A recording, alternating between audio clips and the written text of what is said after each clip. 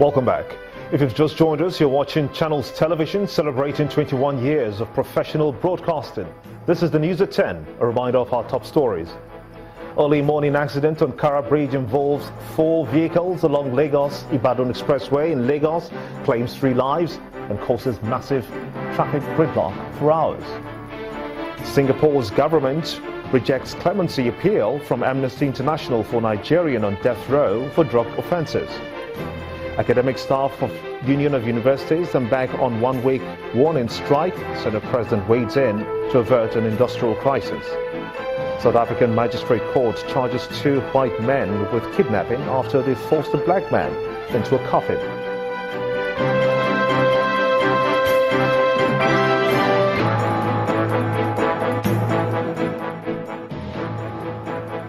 Do remember that all our top stories can be found on our website, is channelstv.com, and on youtube.com/channelsweb. Log on to m.channelstv.com to view us live on your mobile device. You can also download the Channels TV app for Android, iOS and Windows phones from your respective stores. Besides the news and updates, the Channels TV app has an eyewitness feature. We encourage you to use it to share those pictures, videos or news of happenings around you. Just install the app, then tap and swipe to reveal the eyewitness menu and follow the instructions. Human rights organization Amnesty International has asked the Singapore government to immediately halt the execution of Nigerian national Chijioke Stephen Obioha, who is on death row on possession of drugs. Today's prosecutors informed Obioha's family that his appeal for clemency has been rejected. He is set to be executed on Friday, November the 18th, 2016. Amnesty International says it opposes the death penalty in all circumstances, regardless of the method of execution or the crime for which it is imposed. The rights group also says that there is no credible evidence that the death penalty has a unique deterrent effect. However, death penalty supporters claim that Singapore has one of the lowest prevalence of drug abuse worldwide. In the meantime, the rejection of the clemency appeal by Singapore does not appear to have affected Nigeria's bilateral relations with the Asian country. The Federal Executive Council has approved an agreement for the avoidance of double taxation and the prevention of fiscal evasion of taxes on income and capital benefits between Nigeria and Singapore. The Minister of Finance, Mrs. Kemi Adeosun, told State House correspondents that the agreement is aimed at encouraging more direct foreign investments into Nigeria. Our correspondent, Omelogon Nadi, now reports. The Federal Executive Council meeting was presided over by the Vice President, Professor Yemi Osinbajo, with a handful of federal ministers in attendance. 2 memos were approved by the Council, first of which is a bilateral agreement for the avoidance of double taxation and the prevention of fiscal evasion of taxes on income and capital benefits between Nigeria and Singapore. Income and capital gains between Nigeria and Singapore.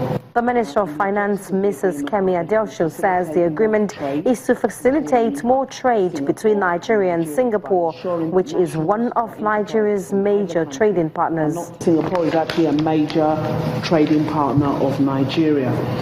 They buy oil from us, petroleum export to Singapore. For the last 5 years, it's about 264 billion naira versus imports of 311 billion.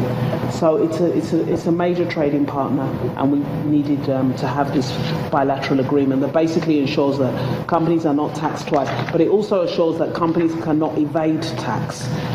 The Council also approved a bilateral air service agreement with the State of Qatar and Singapore, which the Aviation Minister explains will define air service business between both countries and Nigeria. So the opportunity to move goods and services in a very efficient, fast manner, and then high value commodities also that are freighted by air, necessitates the need for us to sign some agreement so that it will be defined how we are going to be doing businesses between Nigeria and Qatar and Singapore. The aviation minister says following the Federal Executive Council's approval, the Air Services Agreement is now on its way to the National Assembly for ratification. Omelogo Nadi, Channels Television News. You're watching the news at 10 on Channels Television, celebrating 21 years of professional broadcasting. Let's quickly shift gears now, shall we? Take you to our Abuja studios where Ibrahim Adra is standing by to take us through. Ibrahim. Good to see you, Gimba. Now, academic activities in government-owned universities in Nigeria have been grounded after the Academic Staff Union of Universities, ASU, embarked on a one-week warning strike today. The union claims that the government has not honored the terms of the 2009 and 2013 agreements, and the strike is aimed at pressing home its demand. Investigations by Channels Television reveal that the academic staff in most of the universities have complied with the directive by the union to stop work. Scanty walkways, deserted lecture buildings, empty classrooms and idle students loitering. That's the case in some universities across the country. All a consequence of a perceived breach of contract between the Academic Staff Union of Universities and the federal government. Today is day one of a 7-day warning strike issued by the union's National Executive Council to compel the government to meet its long-standing demands. Everything will freeze as far as our work in the university is concerned. No meetings, no examinations, no lectures, nothing at all until 1 week. According to ASU, the government has failed to honor the 2009 agreement and the 2013 Memorandum of Understanding, which centered on payment of staff entitlements, funding of universities, university autonomy, among other issues. The responsibility of government has plummeted. Government has not kept to the tune of the Memorandum of Understanding, and was still of late, in fact for much of this year since January, our colleagues have been going home with fractional salaries. While ASU insists the strike is important to address pertinent issues plaguing the nation's tertiary education sector, students are unhappy about the disruption of academic activities. The strike will definitely affect our academic activities. So I want to beg both the members of the ASU and the federal government to please consider our academies. As we speak now, there's nothing happening in school. There's no lecture taking place. Students are just roaming, like you can see. They are disturbed, they are worried. They are asking the federal government to help us because we need their support. As of me, I've already counted the years I need to spend in school. But when a strike occurs like this, I don't know what I should be expecting. The situation is the same in every other university, with the exception of the University of Ilorin in Kwara State, where the union's branch members have an unresolved grouse with the national body. Academic Staff Union of the universities in this branch are not on strike. With this position and the full compliance of the various branches, the strike continues for the next 6 days. Hopefully, those on both sides of the divide will come to a truce to save Nigeria's educational system from crumbling. Meanwhile, the Senate President has weighed in and set up a committee to address the industrial dispute between the federal government and the Academic Staff Union of the Universities, ASU. Now, this is the outcome of a meeting between Senator Bukola Saraki and officials of ASU at the National Assembly today. Dr. Saraki told members of the union that the Senate is mindful of the long-standing issues and wants a resolution of the problem. We appreciate that there are many issues. Some have been long-standing for a long time. Some are still work in progress. And we felt there was the need for this kind of opportunity to share our minds and share our views, be able to see how far apart are we and what is necessary for us in the interest of Nigerians in general, the entire country, the education system, universities, to see that we do not disrupt their activities but at the same time try and see whether we can meet the demands on both sides. Our role is just as a facilitator to intervene. I hope that that I'm sure all that discussions and meetings will go on. But what we are particularly interested in is whatever we can do to avert the strike and bring the two parties back on the table to dialogue. We want to thank the Senate for coming to this matter.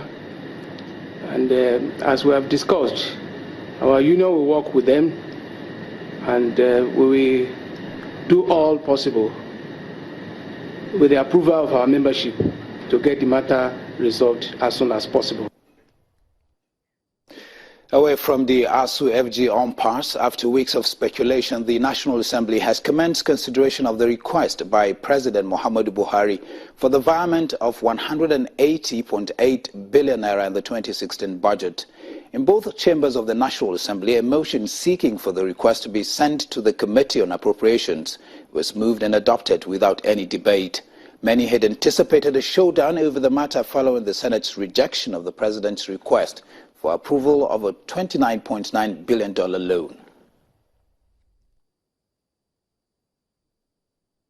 Also notes that the request was in respect of virement of funds appropriated for special intervention recurrent and special intervention capital to fund some critical recurrent and capital items, and the request was necessitated by a number of reasons, including shortfalls in provisions of personnel costs, the inadequate provision of the amnesty program, the need to sustain the war against insurgency, and the depreciation of the naira. Aware that in the course of implementing the Appropriation Act 2016, several ministries, departments, and agencies presented issues pertaining to salary shortfalls as it affects the MDAs that are not under the platform of Integrated Personnel and Payroll Information Systems, IPPIS. And some MDAs that are under the IPPIS platform will be locked out as their personnel cost budgets would not cover salaries for the rest of the year. Also aware that the Nigerian Air Force needs to cover the foreign exchange differentials in the procurement of its critical equipment and augment the contingency fund vote, and also to provide for inadequacy in the provision of the National Youth Service Corps in the 2016 budget, among others. And while the lawmakers engage in their sessions inside the chambers, some protesters sealed off the entrance into the National Assembly, threatening to hold their ground until they got a response to their demands. The protesters, said to be made up of civil society groups, said they were out to demand accountability from their representatives. They set up tents and mobile toilets as well as medical facility for their members before the National Assembly gates. They said their demands include the scrapping of the Senate and stoppage of the amendment of the Code of Conduct Bureau Act by the lawmakers. And that's it from Abuja. It's the news at 10. We rejoin Gimba in Lagos for more reports. Ibrahim Adra, brilliant. Many thanks indeed. The governorship candidate of the All Progressives Congress, APC, in Ondo State, Rotimi Akeredolu, says that his party is the only one capable of satisfying the yearnings and aspirations of the people of the state. Mr. Akeredolu is of the view that Ondo State must take advantage of the APC government at the federal level to speed up its development. He was speaking during an interactive session with the Christian Association of Nigeria, CAN, in Ondo State in preparation for the November the 26th governorship elections. Decision day closes in for the people of Ondo State as the choice of their next governor stares them in the face. For the APC, victory is in sight. And here, on the invitation of the leadership of the Christian Association of Nigeria, Ondo State chapter, the APC flag bearer, Rotimi Akeredolu, takes the moment to speak about some of his programs for the state.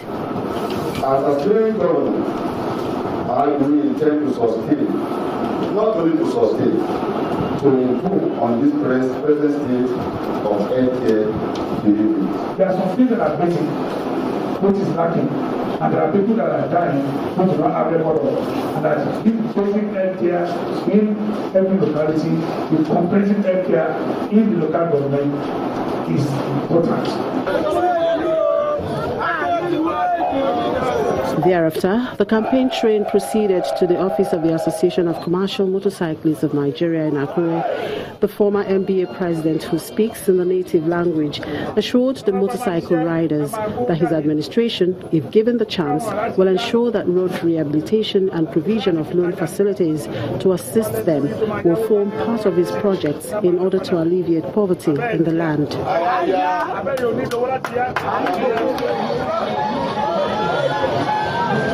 And then from there onto the Ane local government area of the state, the APC convoy was received with open arms, with singing and waving of the symbol of the party insignia.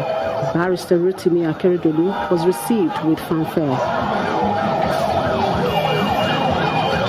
As a tradition, the APC candidate visits the palace of notable traditional rulers in Alade Kingdom, Ajowa, and the palace of the Owa of Idore Kingdom to receive royal blessings for the day. At the rally ground, where a large crowd received the APC flag bearer, it was another opportunity to tell the people to vote for the APC, as this party, according to Barrister Akeredolu, is the only party that is capable of meeting the desire and yearnings of the people of Ondo State. I'm confident that by the grace of God, because I know, my inner mind tells me that His mercies endures forever. Still ahead on the news at 10, Central Bank of Nigeria to publish list of beneficiaries of the $600 million foreign exchange credit facility in the manufacturing and agri sectors. That's on Business News. Join us again.